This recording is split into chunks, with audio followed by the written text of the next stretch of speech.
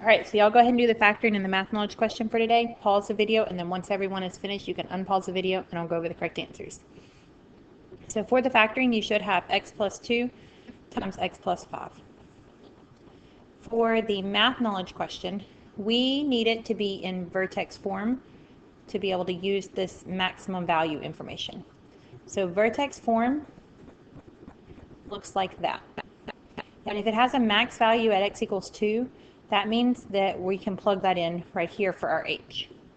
So y equals x minus 2 squared, and then plus some number.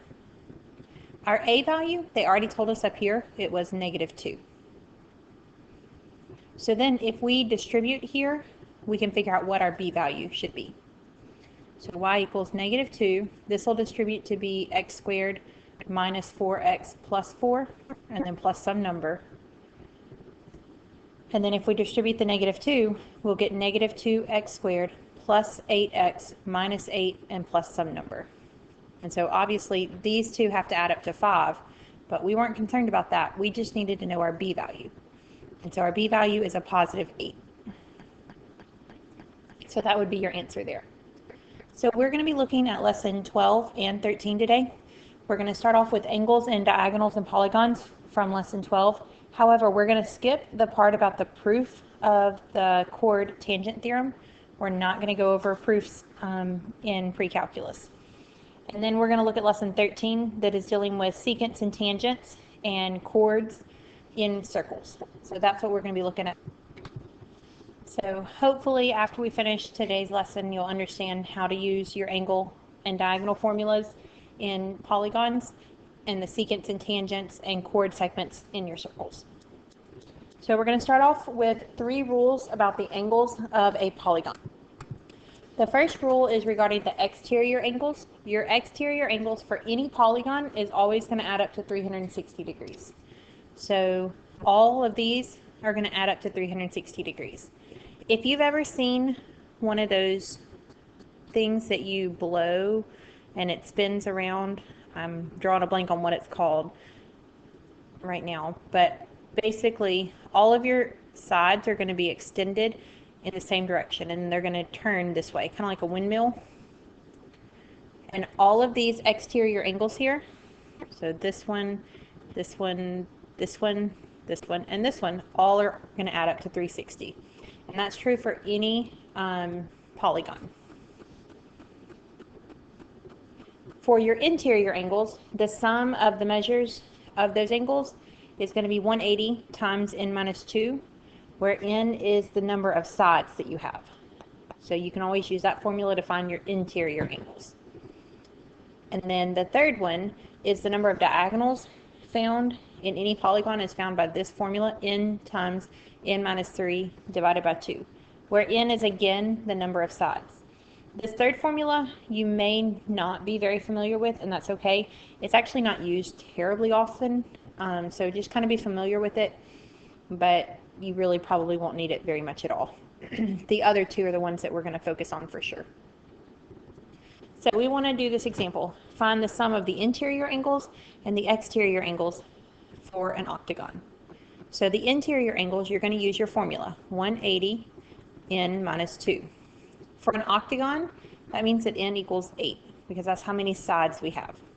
So we're going to do 180, 8 minus 2. So we're really doing 180 times 6.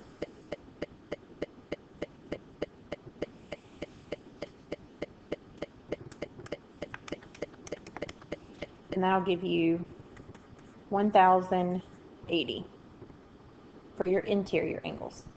For your exterior angles, there's actually not really a formula. You just need to remember that it equals 360 degrees. So that's all you do for the exterior angles. You will have a question just like this on a test, the interior and the exterior. And if you get it backwards, unfortunately, I will have to mark it wrong. So make sure you pay attention to what it's asking for. So moving on to lesson 13, we're going to look at intersecting secants and tangents, and then products of secant and tangent segments. So this should actually mostly be review from geometry, hopefully. It's dealing with circles, And they're not terribly difficult, but you do have to know what you're doing with these to be able to get them correct. So a secant is a line that intersects a circle at 2 points. So if I have a circle, there's a secant. This part here is the chord.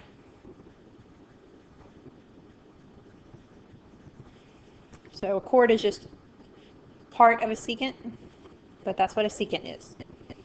If you have two secants that intersect inside of a circle, the measure of the angles formed equal half of the sum of the measures of the intercepted arcs. So here's an example we're going to look at. We have two lines, two secants that intersect inside of the circle. And so the intercepted arcs are the 80 degrees and the 40 degrees. So we're going to add those together and divide by 2, and that'll give you your x value. So x would equal 60 degrees here. Okay? If you have a secant and a tangent. So a tangent, real quick, in case you've forgotten, touches a circle at only 1 point. So if you have an angle formed by two secants, a secant and a tangent, or two tangents, it'll all work the same way. You're going to subtract them and divide by 2. So it's equal to half the difference of your intercepted arcs. So that's what a tangent looks like. And we're going to go over the three different options. So first off, two secants. So our two arcs are 80 and 40. And so you would do 80 minus 40 divided by 2 to get x. So x would be 20. Okay. You could also have a secant and a tangent. So the two arcs are the 120 and the 60. And you would divide by 2 to get 30. Or you could have two tangents. And so your two arcs are 260 and 100. So 260 minus 100 and divide by 2 would give you 80 degrees. However, they like to give you not this number. They like to give you a number here and a number here. And then you have to find this number.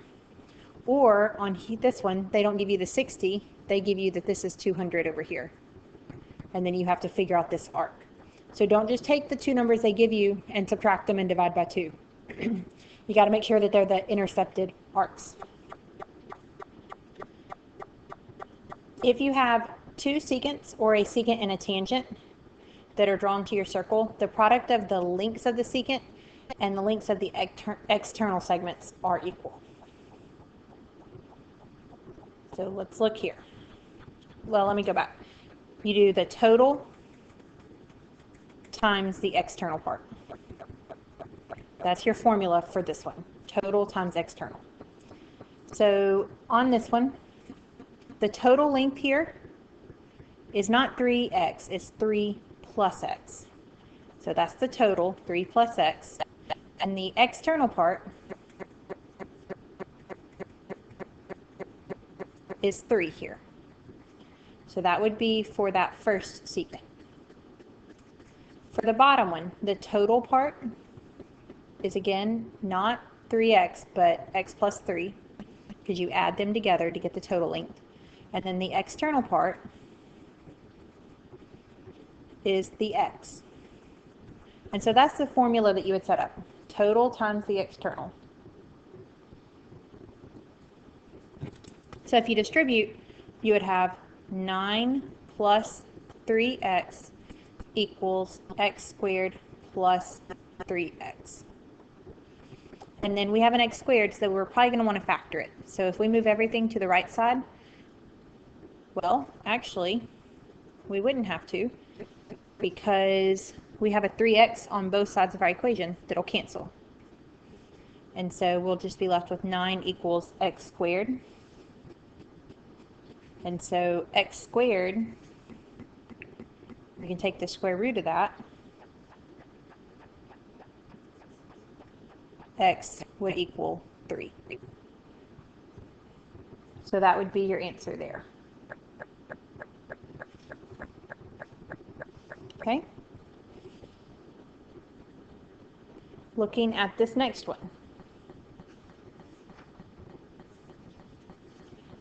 This one is a secant and a tangent, but you still do the same thing. Total times the external. So the total length on this one would be 12 plus x, or x plus 12, either one.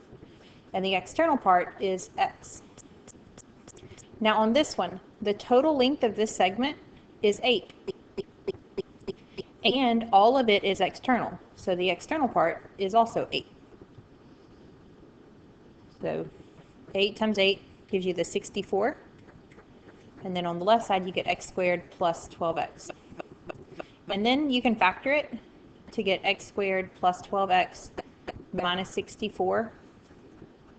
And that'll factor as x plus 16 and x minus 4.